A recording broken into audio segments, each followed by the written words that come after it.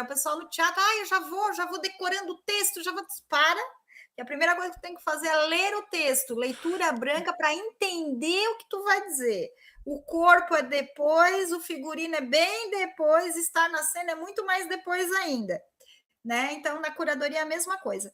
Né? Então, assim, primeiro a gente precisa debater muito, fazer muito brainstorm, como o pessoal chama, né? Muitas rodadas de conversa para decantar o tema gerador da exposição. Por que isso é necessário? Porque a gente precisa deixar claro para a gente, para depois poder deixar claro para o público, a real relevância daquele tema para a sociedade. Eu não estou fazendo exposição para mim. O artista não está fazendo exposição para ele. Ele está fazendo exposição para o público. E para discutir, refletir temas que têm que ser importantes e relevantes para aquele público. Porque senão, para que o público vai numa exposição? De novo, uma exposição não é só para chegar lá e dizer que os quadros são bonitos. E eu digo para qualquer artista, se a resposta que tu tem sobre o teu trabalho, que legal, é bonito, comece a ter dúvidas sobre o seu trabalho, porque não é esse o tipo de interação necessária, né, que a gente espera, né? A gente espera um espaço dialético e dialógico numa exposição. E se vier muitas perguntas, se vier reações diversas, é muito melhor do que que legal, tá bonito.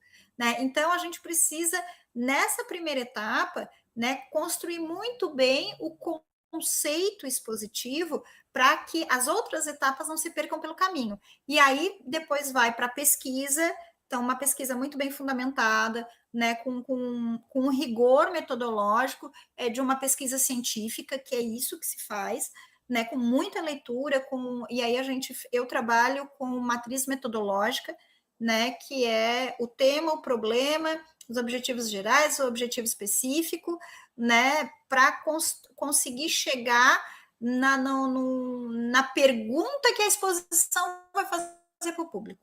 Né? Então, a gente precisa ter esse esqueleto muito bem desenhado. E a partir desses fundamentos, aí sim, a gente vai para a próxima etapa, que é a construção da narrativa da exposição. Então, é o projeto conceitual, né, do conceito, da fundamentação, da pesquisa, né, e a segunda etapa é a construção narrativa, que é a partir daquele tema que a gente levantou, dos fundamentos que a gente levantou, com os autores que a gente estabeleceu como base da pesquisa, né, a gente vai para a construção da narrativa. Aí começa, sim, a historinha a ser contada. Começa o projeto narrativo propriamente dito. E quando é uma exposição de arte, mas não necessariamente, né? Pode ser uma exposição de história, uma exposição de ciência, aí os objetos que vão compor esses núcleos, essas partes dessa história, eles entram não só como ilustração, mas como complemento e como comunicação dessa história que vai ser contada. E aí sim, aí a gente vai efetivamente para a parte braçal da exposição, que é levantar o projeto.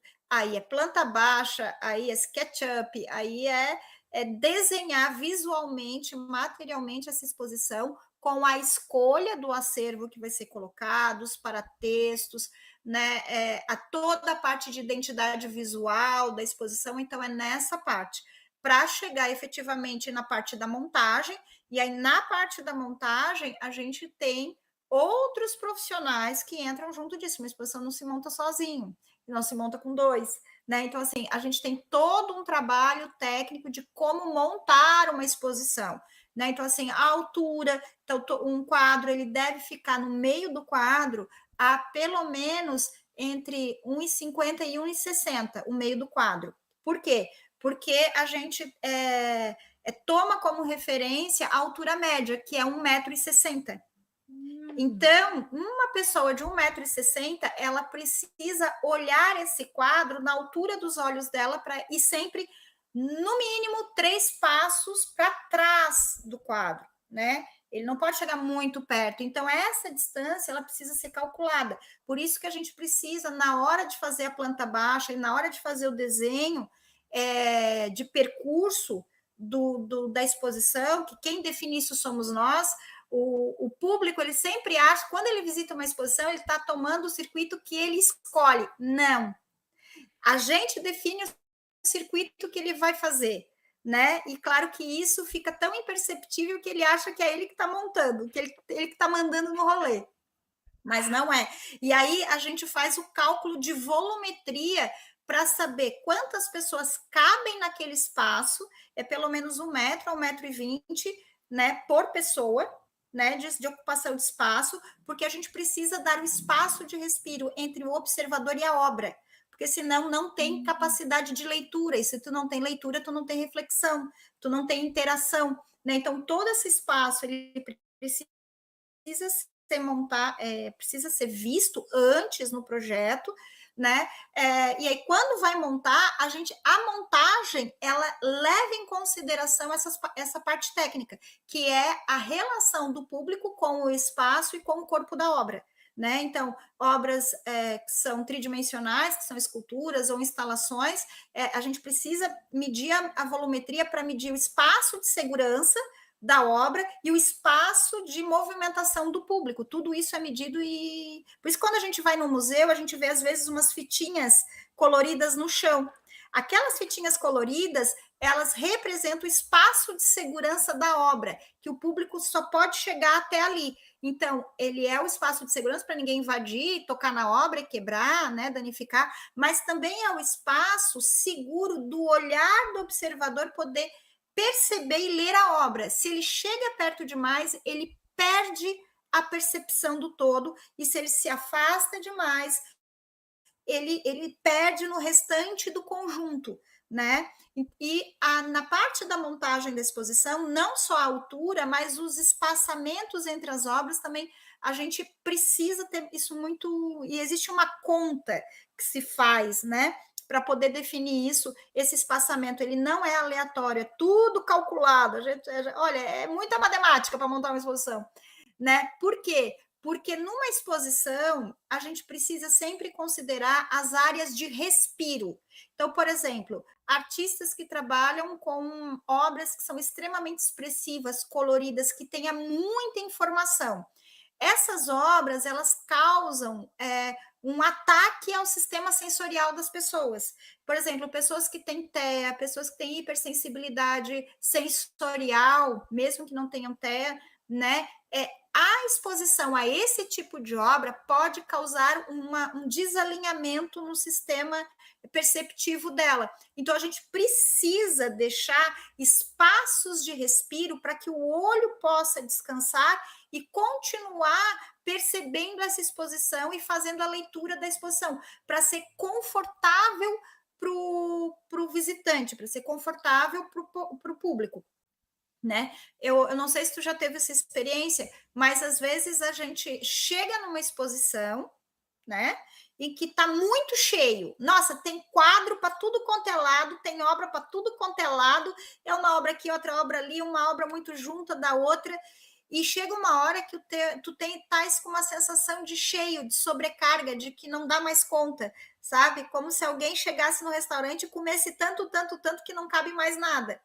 Isso é a sobrecarga sensorial por excesso de estímulo sem espaço de respiro, né? Então a gente precisa desses espaços de respiro e dessa organização visual, espacial, para dar conforto e para poder permitir que a percepção esteja aberta para a leitura e para a absorção do conteúdo e da estética da obra, né? Então, aí essa é a parte de montagem. Entra a questão da luminotécnica. A luz é fundamental para construir a ambiência da exposição, né? Não só para a parte de conservação, não é qualquer luz, né? Mas também ela cria essa atmosfera e pode criar conforto e pode criar desconforto. Então, a gente trabalha com luz cênica dentro da exposição. E aí, o teatro me ajudou muito a entender essa parte, né? Porque a gente cria cenários, né? Só com o movimento da luz, a gente cria ambiências. A mesma coisa, as cores que são colocadas na parede, elas não são aleatórias, né? O fato das paredes das exposições serem brancas, elas nem sempre foi assim.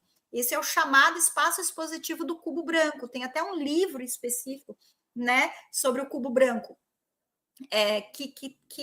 que foi uma tendência de meados do século XX para o espaço expositivo. Hoje, não necessariamente. Hoje, a gente já traz mais cor, já traz mais cenografia, já traz mais uma ambiência mais, vamos dizer assim, com comunicação diferente, que não é aquela coisa branca que, tipo assim, o espaço é puro em que a obra vai ser depositada ali, né? Não, hoje o espaço ele se integra cenograficamente de forma comunicacional a dar mais base de contexto para a obra que está sendo apresentada. Claro, tudo isso definido no projeto tipográfico, né? Então, até a exposição chegar ao público, daí vem a parte de comunicação, né, dos textos para textos, tem exposições que exigem, né, até QR Code, questão de acessibilidade cultural hoje, né, é muito exigido,